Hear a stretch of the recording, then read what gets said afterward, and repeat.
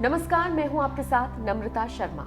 कहते हैं जहां चाह वहां रहा, और ये कहावत पूरी तरीके से सटीक बैठती है हरियाणा के बल्लभगढ़ के रहने वाले पीतांबर पर। साल 2010 में पीतांबर का एक एक्सीडेंट हुआ था, लेकिन उन्होंने अपने इस एक्सीडेंट को, अपने इस दुर्घटना को अपने प्रोफेशन के आगे कभी नहीं आने दिया।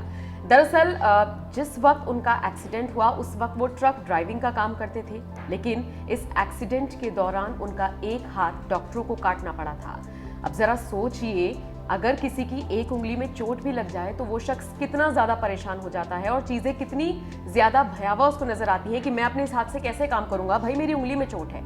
लेकिन सोचिए अगर किसी का एक हाथ ही काट दिया जाए।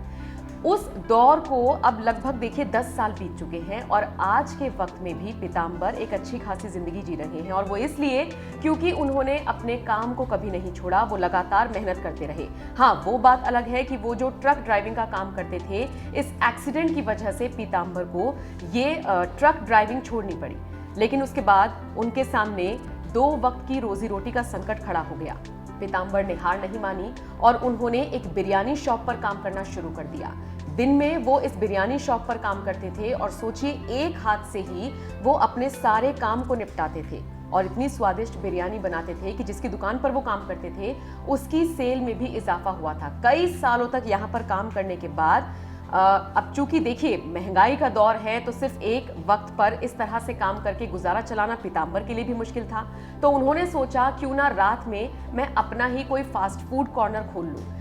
दिन में वो जिस बिरयानी शॉप पर काम करते थे उससे जो कमाई होती थी उससे उन्होंने रात में अपना फूड सेंटर खोला, और अब वो दिन में भी कमाते हैं और रात में भी कमाते हैं। फूडी विशाल नाम के एक शख्स ने, जिनका इंस्टाग्राम पर अकाउंट है, उन्होंने पीतांबर की कहानी को शेयर किया है, और यकीन मानिए जो भी इस कहानी को पढ़ रहा है वो पीतांबर के हौसले की अफजाई कर रहा है। हर कोई उन्हें अप्रिशिएट कर रहा है और उनकी सराहना कर रहा है, और कहीं ना कहीं पीतांबर उन सभी लोगों के लिए एक मिसाल कायम कर रहे हैं जो अपने पैशन को फॉलो करने में या फिर अपने काम को करने में गुरेज करते हैं, कोई ना कोई बहानेबाजी करते हैं और आगे बढ़ने के लिए तमाम रोड़ों को खुद ही आगे ले आते हैं कि भाई मेरे सामने ये समस्या है इसलिए मैं नहीं ये काम कर पा रहा हूं। तो पीतांबर की कहानी आपको कैसी लगी हमें जरूर बताइएगा।